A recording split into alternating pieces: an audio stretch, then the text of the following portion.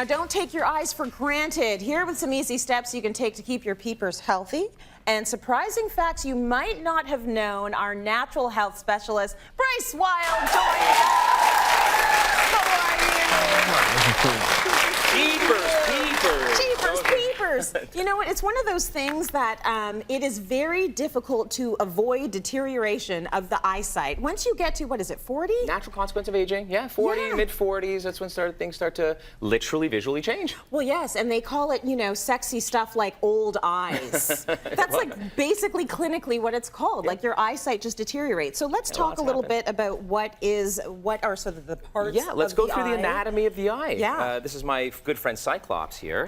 So this guy actually opens up, if we can get a nice tight in the camera here. What most people don't realize is it's not just about light in and somehow some magical thing happens and it gets to our brain and we interpret. A lot of nerve transduction occurs, but the one most important thing after light enters here, this is through what's called the cornea. You can go ahead and hold the cornea here. Sure, that's the cornea and the iris. Light goes through there, then it enters through this called the viscous humor, okay? It's nothing to be laughing at. That's liquid, right? Serious. Yep. And then it gets to the retina. All right, this is the back, very, very infiltrated by blood flow, nerves. This is the optic nerve back here. But if we can focus in right on here, this tiny little dot, that's the macula, and that is one of the most important focal centers. That's where we see bright color. That's where all the light focuses in order to see detail.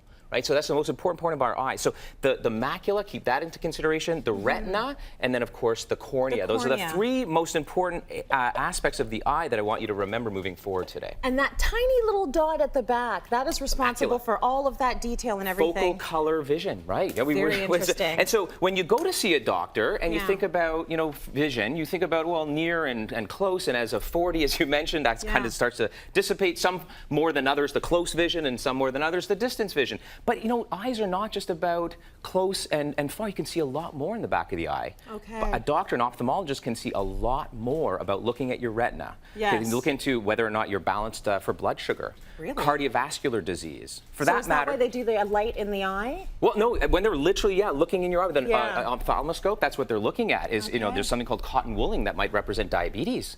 You know, there could even be identification of brain tumors. So when you go to your ophthalmologist, your optometrist on an annual basis, that's what they're looking for, not just to judge whether or not you pass this Snellen chart. So when you look at this, this is telling you whether or not you can see with acuity. That 20/20, that's to be able to see from 20 feet away what the average person with good eyesight should see from 20 feet away. Right? So if you take 25 feet and you can see what somebody normally sees at 20 feet away, well, then you've got supervision. If you're 10 feet away and you can barely see it, that's not so hot. Right.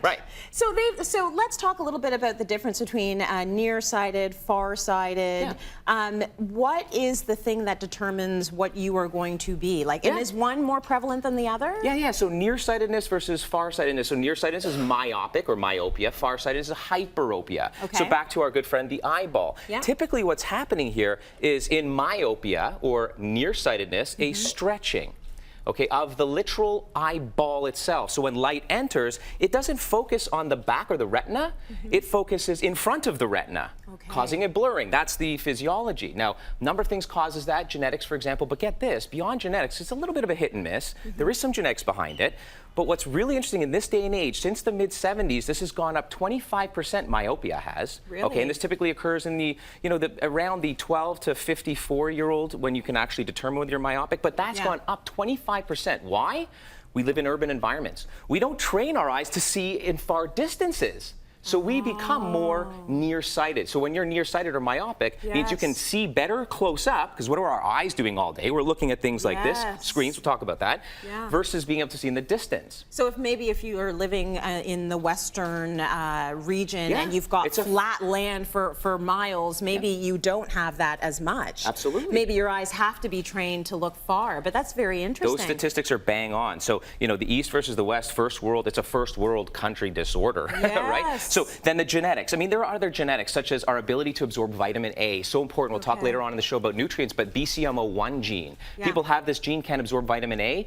typical eye problems, especially related to the macula. Again, we'll talk about that. So genes play a role, but it's not so hard in stone. Yeah. And here's the other thing. Your genes can predispose you, and this is the thing of the last decade. So you can have genes that predispose you, but you can do things about those genes to wash over them, to not change them. You can't change your DNA, but you can manage genetic expression, which is so cool. Destiny. You can change your destiny by virtue of what you do. And part of that is, just helping dissuade people from getting off one of those 4 screens every day. Right. We have computer vision syndrome in this day and age, CVS, or digital eye strain. This is actually the #1 eye concern in the Western world, in first world, by ophthalmologists across the board. They concern ourselves with this digital eye strain. It's killing us. So it's not just looking closely and never looking in the distance. There is a blue light that comes from these devices. All right, this is just a blank screen. That blue light, visible blue light, it's like sunlight.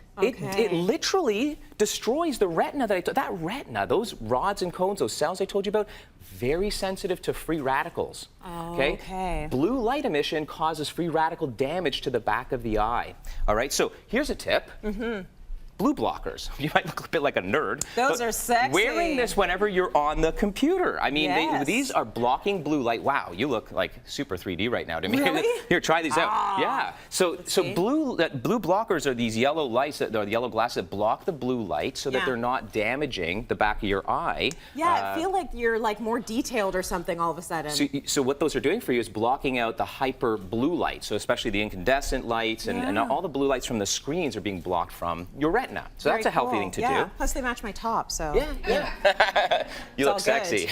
So if you do this, you're blocking the damaging blue rays. That is a stark difference. Right? Yeah, especially when you take them off, right? Yeah. Okay, so very interesting. I wonder if technology is going to change to catch up with the fact that our eyes can't handle it, or if our evolution is going to change to catch up with the screens. That's an astute observation. Some screens on some devices have a blue light setting. You can turn them off, Okay, let's talk a little bit about how you can exercise your eyes, because you say for sure genetics is genetics, and there's not much you can do about that, but there are things you can be doing with your eyes maybe to help their strength. You absolutely can. So we talk about strength. So let's go back to our friend the Cyclops here. So these are muscles, what you're looking at here, and they're muscles attached to your eyeball so as to be able to turn the eyeball, right?